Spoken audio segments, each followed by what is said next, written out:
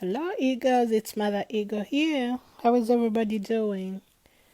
Okay, today I wanted to talk about a different lifestyle requires a different set of choices.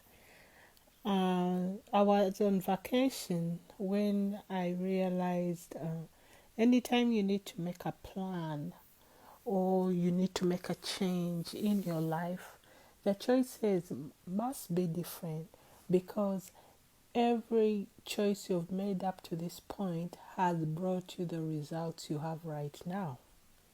So if you don't like those results, it means you need to go back, evaluate, find new choices to make so that your end result is different and it's a result that you actually like, part of your heart's desires.